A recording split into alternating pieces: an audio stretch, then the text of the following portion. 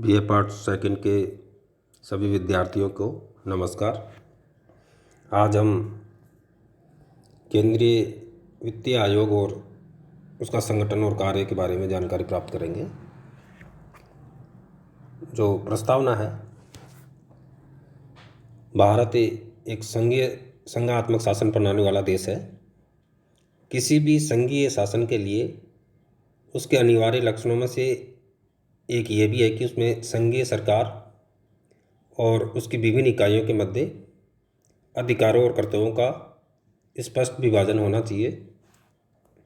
भारत के संविधान की जो 7वीं अनुसूची में केंद्र और राज्यों के विधायी अधिकारों का 3 सूचियों के माध्यम से विभाजन किया गया है: संघीय सूची, राज्य सूची एवं समवर्ती सूची। संविधान में भी अन्य शक्तियों के साथ साथ देश में उपलब्ध वित्तीय संसाधनों का भी संघीय सरकार और राज्य की सरकारों के मध्य विभाजन किया गया है। यह सर्वविदित है कि कोई भी संगठन वित्त के अभाव में कार्य नहीं कर सकता। दोनों ही स्तरों पर 3 सूचियों के माध्यम से जो शक्तियां और दायित्व सरकारों को सौंपे गए हैं, उनका निर्वाह पर्याप्त वित्तीय संसाधनों के अभाव में उचित प्रकार से नहीं किया जा सकता। इसलिए केंद्र और राज्य सरकारों के बीच जो शक्तियों का बंटवारा है, वो वित्तीय जो बंटवारा है वो महत्वपूर्ण बंटवारा है। भारत के संविधान में इस बात का भी स्पष्ट प्रावधान किया गया है कि शासन के दोनों स्तरों, केंद्रीय संसद और राज्यों के विधानमंडलों को कर लगाने संबंधी जो शक्तियां पृथक पृथक दी गई है। उदाहरणतः राज्यों के विधानमंडलों को जहां कृषि भूमि पर कर लगाने का अधिकार है, वहीं गैर कृषि भूमि पर कर लगाने का अधिकार केंद्रीय संसद को दिया गया है। इसी प्रकार जो समवर्ती सूची में सामान्य जो कर लगाने का अधिकार संसद में निहित किया गया है, अविष्ट सूची में संघीय सरकार और राज्य सरकारों के मध्य उक्त करों की जो राशि का बंटवारा है, जिन सिद्धांतों पर किया जाता है तथा जिन सिद्धांतों के आधार पर राज्य सरकारों को अनुदान दिया जाता है, उनका निश्चय एक उच्च शक्ति प्राप्त वित्त आयोग करता है, जिसकी व्यवस्था संविधान निर्माताओं ने एक उत्तरदायी संस्था के रूप में भारतीय संविधान के अनुच्छेद 280 में की है। अब देखेंगे वित्त आयोग क्या है। यह एक ऐसी संस्था है जो भारतीय संविधान के अनुच्छेद आर्टिकल 280 के प्रावधानों के अंतर्गत गठित की जाती है या किया जाता है, जिसका प्राथमिक कार्य राज्यों को केंद्र और राज्यों के मध्य राजस्व का वितरण करने और उनके उपाय और तरीकों को अनुशंसा करना है। वित्त आयोग जैसी संस्था की स्थापना का विचार भारत सरकार के अधिनियम 1935 में ही प्रावधान किया गया था। जब भारत का नवीन संविधान बनकर प्रभावी हुआ तो उसके अनुच्छेद 280 में इस संस्थान को संवैधानिक दर्जा प्राप्त हुआ। इस प्रकार वित्त आयोग एक संवैधानिक संस्था है। वित्त आयोग की जैसी संस्था का प्रावधान 280 में किया गया है। इसमें क्या क्या प्रावधान है ये अपन देखते हैं। अनुच्छेद 280 में व्यवस्था दी गई है कि भारत के राष्ट्रपति संविधान के प्रारंभ होने के 2 वर्ष के भीतर वित्त आयोग का गठन करेगा।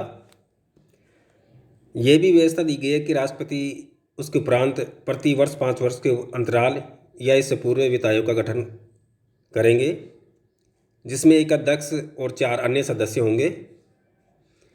इस अनुच्छेद में यह भी व्यवस्था दी गई है कि भारतीय संसद कानून बनाकर सदस्यों की नियुक्ति प्रक्रिया व सदस्यों की योग्यता का निर्धारण करने के लिए उत्तरदायी होगी। इस अनुच्छेद में यह भी व्यवस्था दी गई है कि केंद्र और राज्यों के मध्य करों के रूप में प्राप्त राशि का बंटवारा करने के लिए राष्ट्रपति को वित्त आयोग सिफारिश करेगा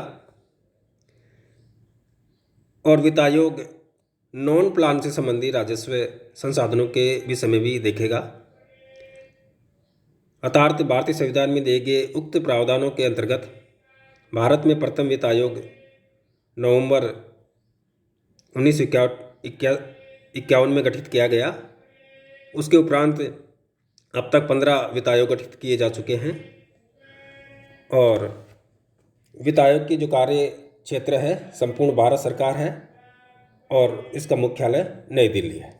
अब देखेंगे वित्त आयोग की संरचना। संविधान के अनुच्छेद 280 के अनुपालना में वित्त आयोग के गठन के लिए भारत की संसद द्वारा वित्त आयोग अधिनियम 1951, जिसे 1955 में संशोधित किया गया और पारित किया गया।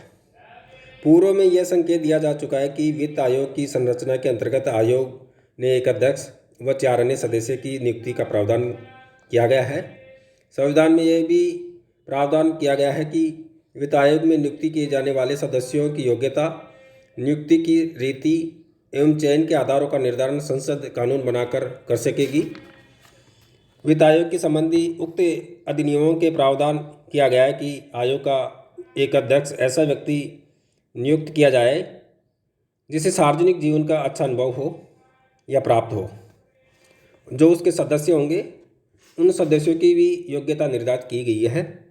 इसमें 4 सदस्य हैं। जो पहला सदस्य है वो ऐसा व्यक्ति हो जो उच्चतम न्यायालय का न्यायाधीश हो या न्यायाधीश रह चुका हो, ऐसे व्यक्ति की पहला सदस्य नियुक्त किया जाए। दूसरा जो सदस्य है जो सरकार के वित्त और लेखा का विशिष्ट ज्ञान रखता हो, ऐसे व्यक्ति को नियुक्त किया जाए। तीसरे सदस्य के रूप में वित्तीय मामलों का या प्रशासन का व्यापक अनुभव रखता हो, ऐसे व्यक्ति को नियुक्त किया जाए। और चौथा जो सदस्य है वह ऐसा व्यक्ति हो जो अर्थशास्त्र का विशेषज्ञ हो। अधिनियम में यह भी कहा गया है कि अध्यक्ष के अलावा जो अन्य 4 सदस्य राष्ट्रपति द्वारा नियुक्त किए जाएंगे वे उक्त योग्यता के आधार को धारण करने वाले होंगे। इसी अधिनियम में यह भी प्रावधान किया गया है कि आयोग के सदस्यों की नियुक्ति करते समय राष्ट्रपति ये देखने के लिए कि जिस व्यक्ति को ये आयोग के सदस्य नियुक्त कर रहे हैं उसके कोई आर्थिक स्वार्थ तो नहीं है जो आयोग में नियुक्त होने पर उसके कर्तव्य या कार्यप्रणाली को प्रभावित करे। इस प्रकार इनके एक अध्यक्ष और 4 सदस्यों की जो योग्यता है वो दर्शाई गई है। वित्त आयोग का जो प्रत्येक सदस्य है अपने पद पर उस समय तक बना रह सकता है जो राष्ट्रपति की नियुक्ति आदेश के में अंकित किया गया है। नियमों में यह भी प्रावधान किया गया है कि उसे वित्त आयोग में पुनः नियुक्ति किया जा सकता है। साथ ही कोई भी सदस्य राष्ट्रपति को संबोधित करते हुए पत्र लिखकर अपना पद त्याग कर सकता है। सामान्यतः 5 वर्ष के लिए इनके सदस्यों की नियुक्ति की जाती है। अब हम देखेंगे जो 15 वित्त आयोग की जो गठित है अभी उसकी सामान्य जानकारी प्राप्त करेंगे। जो भारत सरकार ने जो 15 वित्त आयोग गठित किया है उसका अध्यक्ष नंद किशोर सिंह जी है जो भारत के राष्ट्रपति द्वारा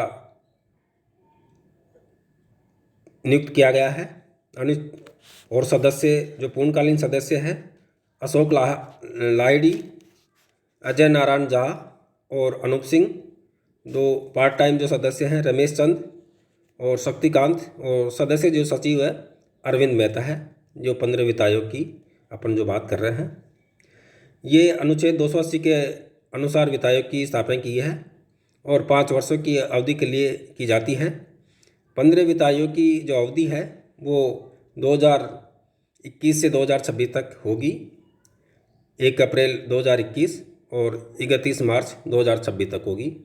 ये पहले 25 तक थी, लेकिन जो 2 केंद्र शासित प्रदेश बनने के कारण इसकी एक अवधि 1 साल बढ़ाएगी। और वित्त आयोग 2020 और 21 के लिए 15 वित्त आयोग ने एक वार्षिक रिपोर्ट भी सौंप दी है और उस वार्षिक रिपोर्ट के आधार पर ही केंद्र और राज्य के बीच जो वित्तीय जो संसाधन है उनका बंटवारा, अनुदान, राजस्व का बंटवारा उसके अनुसार किया जाएगा। अब अपन देखेंगे वित्त आयोग के जो क्या क्या कार्य हैं ये देखेंगे। संविधान के जो अनुच्छेद 280 जिसके अंतर्गत वित्त आयोग की रचना की गई है उसमें उसके कार्य और कर्तव्यों का विवरण भी दिया गया है। प्रारंभ में संविधान में वित्त आयोग के 3 कार्यों का उल्लेख किया गया था, किंतु 73वें और 74वें संविधान संशोधन के माध्यम से इनमें वर्दी की है कार्यों में। अब इसके कार्य इस प्रकार से है। जो पहला जो कार्य है वह है केंद्र और राज्यों के बीच करों का विभाजन, राजस्वों का वितरण और उनमें राज्यों का हिस्सा निर्धारण करना। दूसरा जो कार्य है भारत की जो संचित निधि से राज्यों को दिए जाने अनुदानों के कौन कौन से सिद्धांत हो उनका निर्धारण करना। तीसरा जो कार्य है राज्य के वित्त आयोग की जो सिफारिशों के आधार पर राज्यों की जो पंचायत और नगरपालिकाओं के साधनों के पूरक के रूप में जो उनकी वित्तीय कोष है उसमें वृद्धि के उपाय सुझाना। और चौथा जो कार्य है सुव्यवस्थित वित्त के हित में राष्ट्रपति द्वारा आयोग को सौंपे गए किसी अन्य विषय के बारे में राष्ट्रपति को सिफारिश करना, यानी कोई भी ऐसी सिफारिश जो सुनियोजित जो वित्त के हित में हो वो राष्ट्रपति को सिफारिश करना। तो ये वित्त आयोग के जो कार्य थे अपन ने देखे, 4 प्रकार के इसके जो कार्य थे वो किए हैं। अब वित्त आयोग की जो एक समीक्षा करेंगे अपन। वित्त आयोग के गठन, उसके कार्य और उसके द्वारा प्रस्तुत जो सिफारिशें देखने से यह स्पष्ट होता है कि यह आयोग एक महत्वपूर्ण संवैधानिक संस्था है जो केंद्र सरकार और राज्य सरकारों के बीच वित्तीय संसाधनों का जो बंटवारा है उसके दिशा निर्देश जारी कर महत्वपूर्ण कार्य संपादित करता है। आयोग की संरचना के प्रावधान यद्यपि संविधान में दिए गए हैं किंतु व्यवहारिक रूप से आयोग का कार्यक्षेत्र केंद्र सरकार पर निर्भर करता है। राष्ट्रपति द्वारा नियुक्त किए जाने वाले ये आयोग व्यवहार में केंद्र सरकार के द्वारा ही नियुक्त किया जाता है। उसके कार्यक्षेत्र का निर्धारण भी केंद्र सरकार ही करती है। केंद्र सरकार यदि चाहे तो करों के विभाजन के संबंध में उसकी सीमा भी निर्धारित कर सकती है। केंद्र सरकार द्वारा राज्यों को जो भी अनुदान दिया जाता है वे अनुदान पाने के लिए कौन से राज्य पात्र हैं, ये इस बात पर निर्भर करता है कि वित्त आयोग को किस राजस्व मदों पर सिफारिश करने को कहा जाए।